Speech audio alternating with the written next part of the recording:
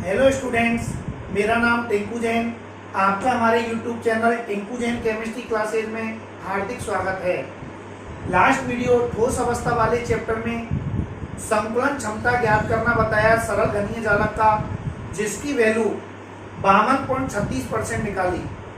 दूसरी आज उसी क्रम में दूसरी फलक केंद्रित घनीय संरचना एफसीसी या सीसीपी या एचसीपी हेक्सागोनल क्लोजेस्ट पैकिंग षटकोणीय जो संरचना होती है, इनकी संरचनाओं की संकुलन क्षमता किस प्रकार ज्ञात करते हैं। बिल्कुल वही पैटर्न रहेगा जो सरल घनीय जालक के लिए था। संकुलन क्षमता का जो सूत्र है वो प्रयोग करेंगे। संकुलन क्षमता बराबर सभी अवयवी कणों द्वारा घेरा गया आयतन बटे कुल आयतन इंटू 100। इस सूत्र से प्रतिशत संकुलन क्षमता का मान ज्ञात किया जाएगा। तो आइए किस तरह करते हैं। फलक केंद्रित घनीय संरचना एफसीसी बोले या सीसीपी बोले या एससीपी बोले, तीनों ही संरचनाओं की संकुलन क्षमता एक ही पैटर्न से ज्ञात की जाती है। देखिए, सबसे पहले एक घन का चित्र बनाएंगे।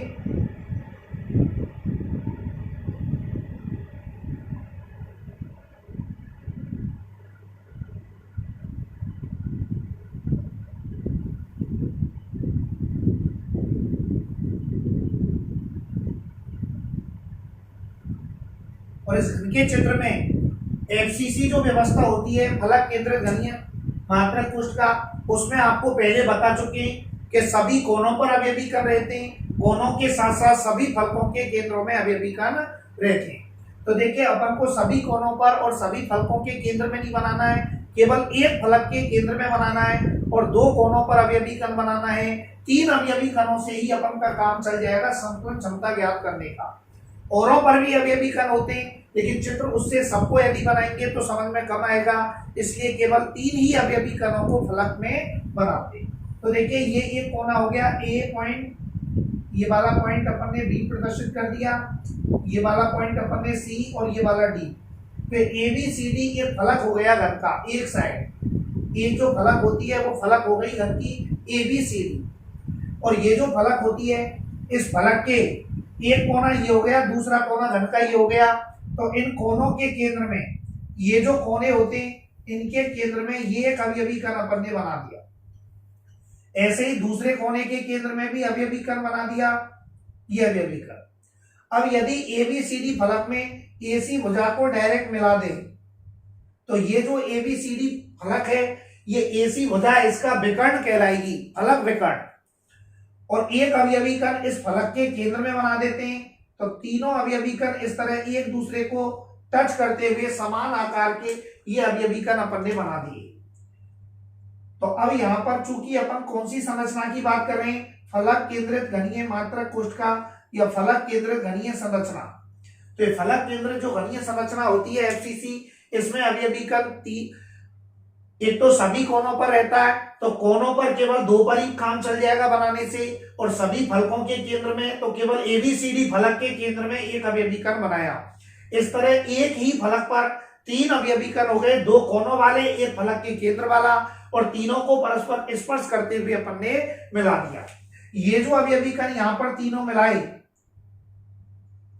तो जो सरल घनीय संरचना थी उसमें भी अपन ने ऐसा ही किया था। इस घन के अंदर दो चीज तो अपन माना,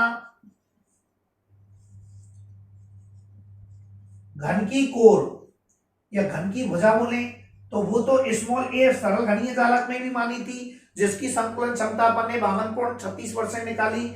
इसमें भी, और जो गोले यूज करते हैं जिनको अवयवी कण कहते हैं, तो गोले की जो त्रिज्या है उसको स्मॉल आर संकेत द्वारा वहां पर भी माना था, यहां पर भी गोले की त्रिज्या रेडियस स्मॉल आर। तो ये घन की भुजा ए हो गई, गोले की त्रिज्या स्मॉल आर हो गई।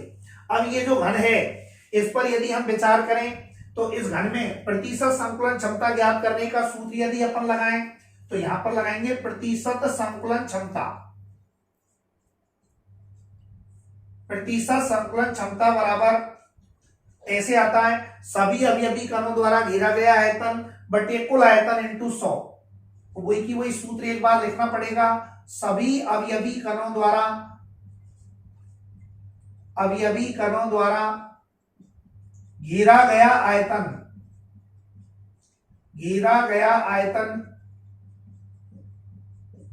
बटे कुल आयतन, जो भी घनीय जालक है उसका कुल आयतन,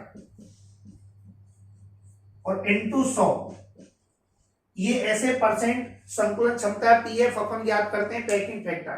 तो ये जो सूत्र है इसमें संकुलन क्षमता ज्ञात करने के लिए इस चित्र से एक तो सभी अवयवी कणों द्वारा घेरा गया आयतन ज्ञात करेंगे, एक कुल आयतन ज्ञात करेंगे, और उन दोनों मानों को, ये तो हो गया समीकरण नंबर 1, इस सूत्र में इन दोनों को अलग से ज्ञात कर लेंगे और मान रख के फिर प्रतिशत संकुलन क्षमता ज्ञात हो जाएगी। अब देखिए यहाँ पर ये जो संरचना है सभी अवयवी कणों द्वारा कितना आयतन घेरा जाएगा, कैसी संरचना है, एफसीसी।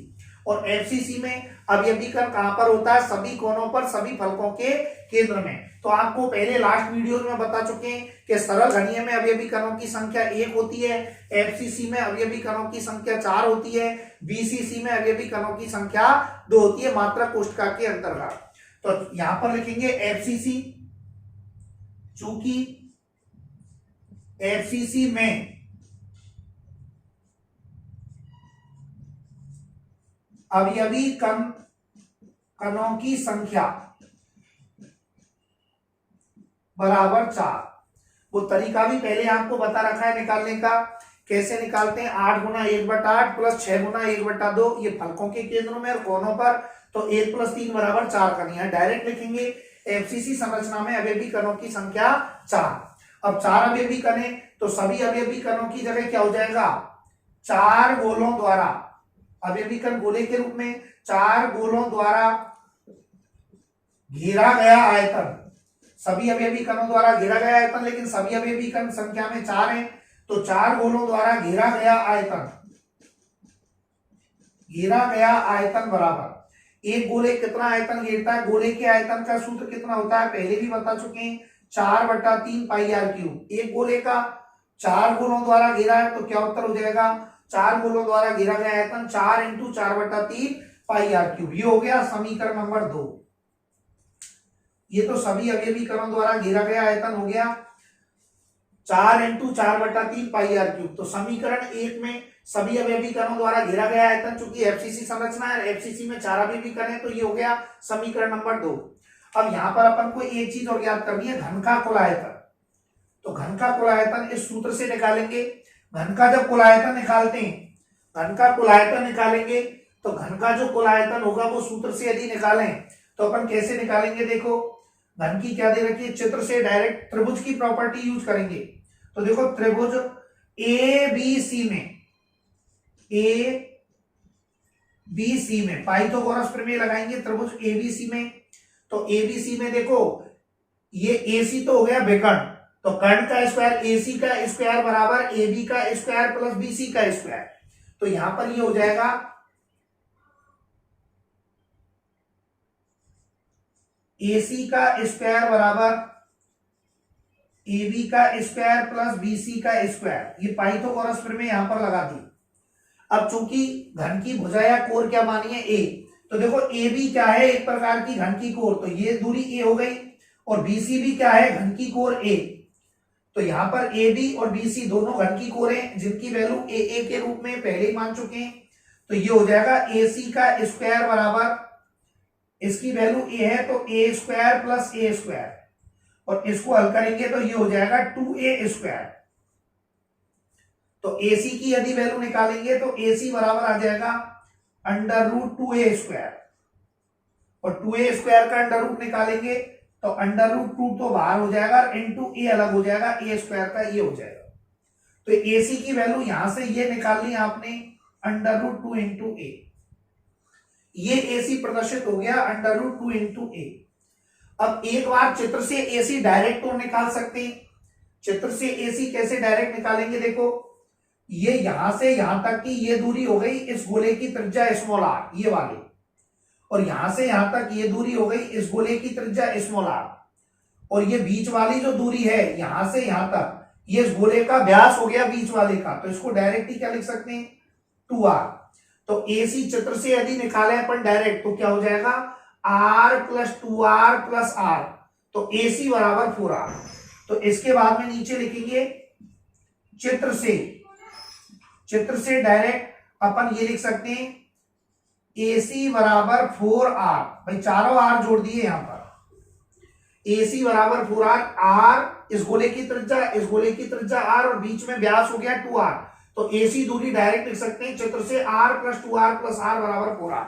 तो AC की वैल्यू दो तरीके से निकाली, एक तो पाइथागोरस प्रमेय त्रिभुज ABC से निकाली √2 इंटू A।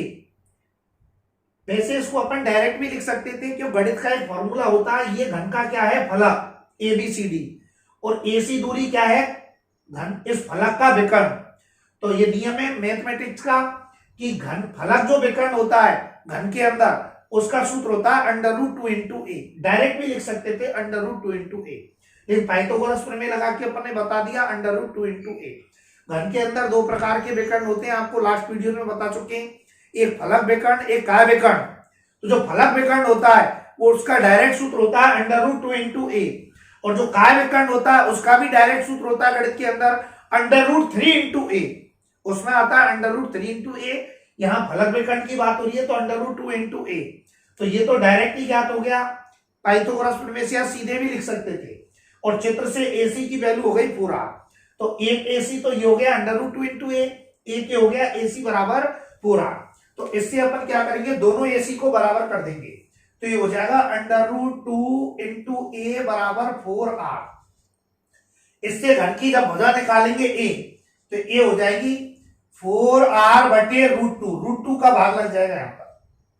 अब देखिए ध्यान से, इस 4 को टुकड़ों में लिखते हैं, 2 गुना √2 गुना √2, 4 ऐसे लिख दिया, √2 का √2 से गुना करेंगे 2 आएगा, 2 से 2 का करेंगे 4 आएगा, इंटू R, और बटे नीचे क्या है अलग से √2। तो ये अपन ने इस तरह से लिख दिया। अब एक √2 से एक √2 कट जाएगा, तो क्या बचेगा, एक घन की कोर 2√2 तो ऊपर रहेगा, इंटू R रहेगा। तो ये घन की भुजा निकल के आ गई R, 2√2 इंटू R। ये हो गया समी, ये अपन ने यहां पर ज्ञात कर, लेकिन अपन को ज्ञात क्या करना है, कुल आयतन, घन का कुल आयतन, घन का कुल आयतन। और जब घन का कुल आयतन निकालेंगे तो आयतन होता है भुजा का क्यूब, तो A भुजा है तो ये क्या हो जाएगा A का क्यूब, और A का क्यूब यानी A की वैल्यू किसके बराबर है 2√2 इंटू R, ये अपन ने निकाली तो इसका क्यूब। ये हो गया समीकरण नंबर 3। भाई घन का कुल आयतन यहां जरूरत पड़ेगा, अपन ने समीकरण 2 से 4 गुणों द्वारा घेरा गया आयतन तो याद कर लिया इतना होता है, ये कोष्टक में लिख दिया समीकरण 2, और ये समीकरण 3 से घन का कुल आयतन ये याद कर लिया 2√2 इंटू R का क्यूब।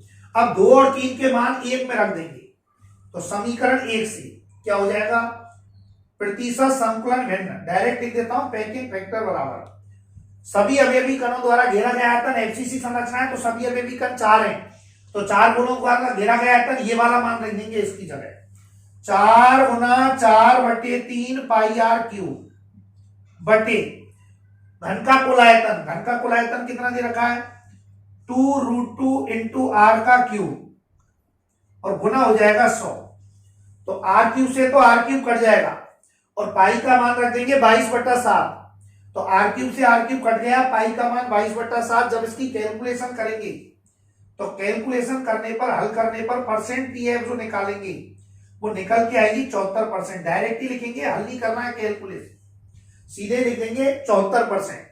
तो एफसीसी, सीसीपी या एससीपी, एफसीसी को कहते हैं फलक केंद्रित घनीय संरचना, सीसीपी को कहते हैं क्यूब क्लोजेस्ट पैकेट, और एससीपी को कहते हैं हेक्सागोनल क्लोजेस्ट पैकिंग, षटकोणीय जो क्लोजेस्ट पैकिंग होती है वो वाली संरचना। तीनों के लिए ही संकुलन क्षमता या दक्षता का जो मान है वो कितना निकलता है 74% निकलता है। तो एग्जाम में 2 तरीके से पूछता है, एक पहले बता चुके थे सरल घनीय जालक की डायरेक्ट पूछे तो 52.36 या 52.40%, और यदि डेरिवेशन करवाता है कैसे करते हैं तो लास्ट वीडियो में बता चुके थे। इसके अलावा दूसरे नंबर की एफसीसी या सीसीपी या एससीपी संरचना की संकुलन क्षमता डायरेक्ट पूछता है 1 नंबर में, तो सीधे उत्तर लिख देंगे 74%, और 2 नंबर में पूछता है तो ऐसे डेरिवेशन करेंगे। क्रम क्या रहेगा एक बार आप दोबारा देख लीजिए।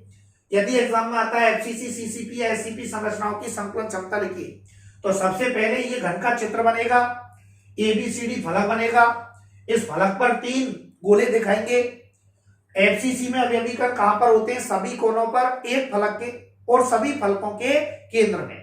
लेकिन अपन का सभी फलकों के केंद्र में सभी गोलों पर बनाएंगे अवयवीकरण तो चित्र जटिल हो जाएगा। अपन का केवल 3 गोलों से काम चल जाएगा और वो 3 गोले कौन से होंगे, किसी एक फलक पर एक तो केंद्र में अवयवीकरण बता दो और उसी फलक के 2 कोनों पर अवयवीकरण बता दो।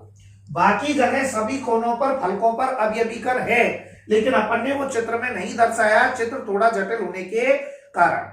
और तीनों गोलों को फलक के विकर्ण पर स्पर्श करते हुए इस तरह जमाया जाता है। तो ये AC जो दूरी होगी ये फलक का विकर्ण हो जाएगा और फलक विकर्ण का डायरेक्ट मान होता है √2 इंटू ए गणित में और काय विकर्ण का होता है √3 इंटू ए। ABC त्रिभुज में पाइथागोरस में लगाएंगे AC का स्क्वायर बराबर AB का स्क्वायर प्लस BC का स्क्वायर।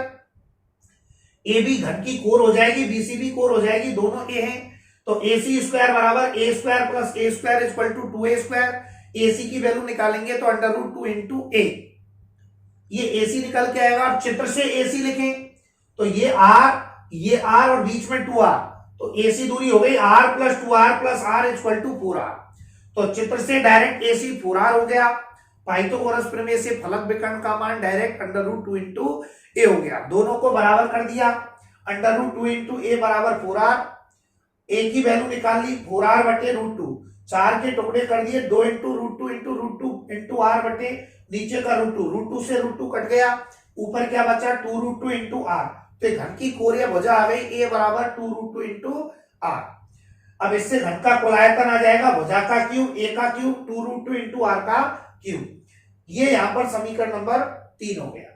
यहां देखिए प्रतिशत संकुलन क्षमता का सूत्र ये होता है FCC संरचनाएं जिसमें अवयवीकरण डायरेक्ट 4 होते हैं, 8 इंटू 1/8 कोनों पर प्लस 6 इंटू 1/2 फलक के केंद्र में 1 प्लस 3 बराबर 4 डायरेक्ट लिख देंगे जो पहले वीडियोस में बता चुके हैं।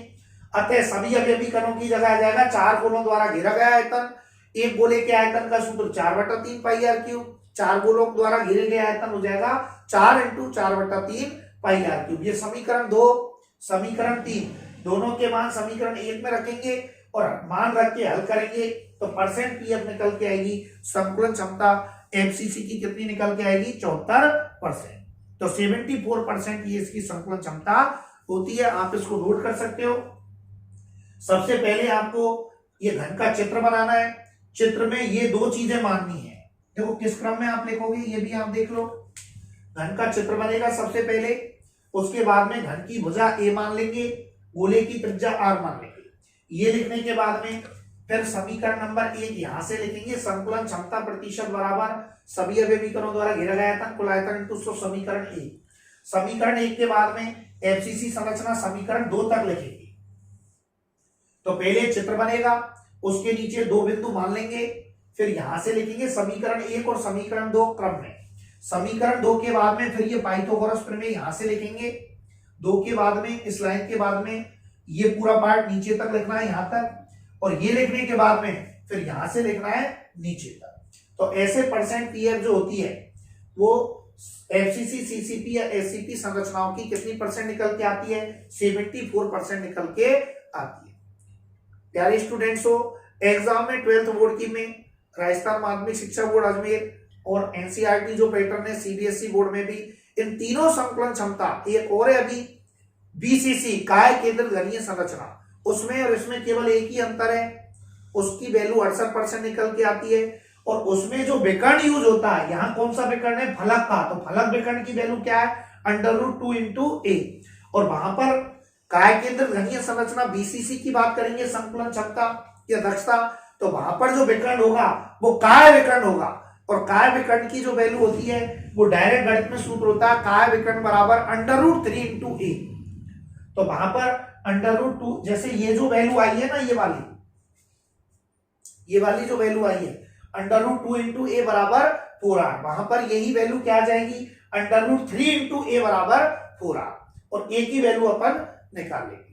और वहां पर बीसीसी में अवयवीकरण कितना आयतन घेरते हैं, तो बीसीसी में जो अवयवीकरण होते हैं वो कितना अवयवीकरण कितने होते हैं संख्या में 2। काय केंद्र घनीय संरचना में एफसीसी में 4 होते हैं, वहां बीसीसी में 2 होते हैं। तो देखिए तीसरी भी बताते हैं आज ही, बीसीसी के लिए काय केंद्र घनीय संरचना के लिए बीसीसी संरचना की जिसको अपन काय केंद्रित बोलते हैं, बीसीसी संरचना की संकुलन क्षमता ज्ञात करना, बीसीसी जिसको हिंदी में काय केंद्रित घनीय संरचना की तीसरी जो है वो ज्ञात करना। वो डायरेक्ट बोले तो 68% निकल के आती है, लेकिन कैसे ज्ञात करेंगे, इसमें और उसमें क्या अंतर रहेगा, तो कुछ चीजों का ही डिफरेंस है। देखो प्रतिशत संकुलन क्षमता का वही सूत्र रहेगा तीनों में, सरल घनीय में हो चाहे एफसीसी में हो चाहे बीसीसी में हो, तो प्रतिशत संकुलन क्षमता यही सेम सूत्र लिखेंगे। लेकिन यहाँ एफसीसी की जगह शब्द क्या आ जाएगा, काय केंद्रित बीसीसी संरचना में। और यहाँ अवयवी कण कितने होते हैं, 2 अवयवी कण कितने होते हैं, 2, सरल घनीय में 1, बीसीसी में 2 और एफसीसी में 4, ये डायरेक्ट पहले बता चुके हैं। तो यहां पर क्या सूत्र हो जाएगा, 2 गोलों द्वारा घेरा गया आयतन, तो सभी गोले की जगह 2 गोले आ जाएंगे यहां पर, और 2 गोलों द्वारा घेरा गया आयतन 4/3 पाई आर क्यूब किससे गुणा हो जाएगा, 2 से, तो 2 गुना 4/3 पाई आर क्यूब। तो समीकरण 1 और समीकरण 2, इसमें 4 की जगह क्या अंतर आ गया, केवल बीसीसी में 2 अंतर आ गया। चित्र में क्या अंतर आएगा, देखो यहां पर ये जो वैल्यू है घन की जो कोण निकालेंगे अपन, चूंकि बीसीसी है, बीसीसी का नाम वैसे क्या होता है, देखो हिंदी में बोले तो काय केंद्रित घनीय संरचना, इसको कहते हैं बीसीसी, काय केंद्रित घनीय संरचना। तो चूंकि एफसीसी फलक केंद्रित होती है, तो इसमें फलक का विकर्ण यूज हुआ, इसमें कौन सा विकर्ण यूज होगा, काय केंद्रित में काय विकर्ण।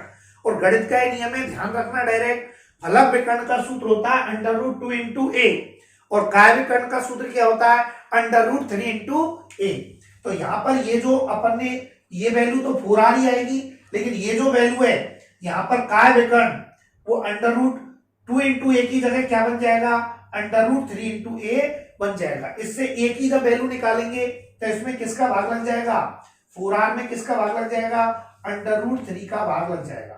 तो ये 4r की वैल्यू हो जाएगी √3, 4 इसकी a की घन की भुजा, a निकल के आ गई 4r/√3, वहां पर /√2 होता है, यहां पर /√3 होता है। अब घन का कुल आयतन निकालेंगे तो भुजा का क्यूब, अब भुजा कितनी दे रखी है, a की वैल्यू 4r/√2, तो ये अंतर आ जाएगा 4r/√2 का क्यूब।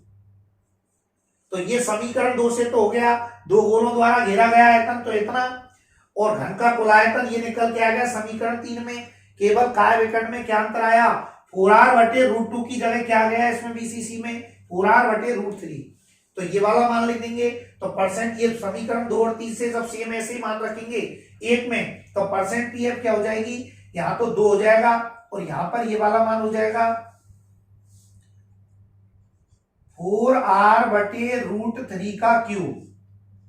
अब r³ से r³ कट जाएगा, पाई का मान 22/7 लिखेंगे, और जब परसेंट पीएफ निकालेंगे, कैलकुलेशन करेंगे, तो हल करने पर आ जाएगा 68%।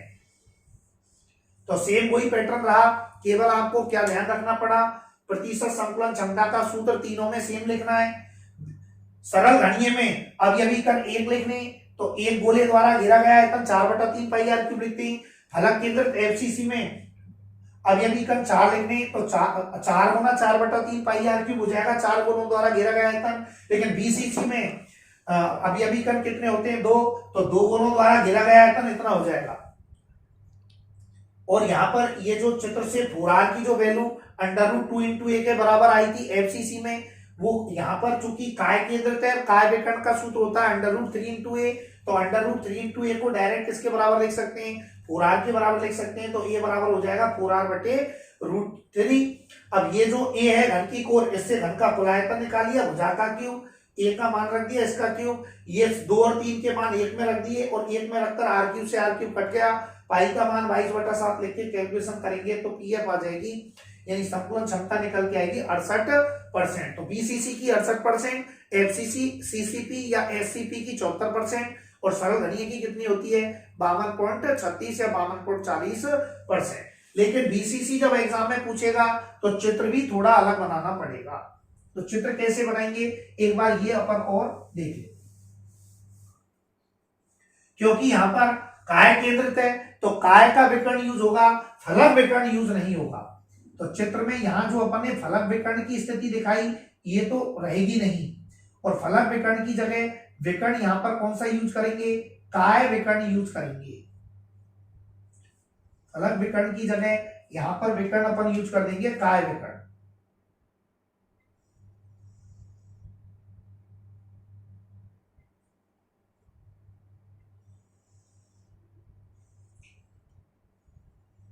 मैंने आपको पहले भी बता चुके हैं कि काय विकर्ण कितने होते हैं, घन के अंदर 8 कोने होते हैं, तो एक कोने को जब विपरीत कोने से जोड़ते हैं वो घन के अंदर से होकर जाता है, और 4 काय विकर्ण होते हैं। फलक विकर्ण घन में 12 होते हैं, पहले बता चुके हैं।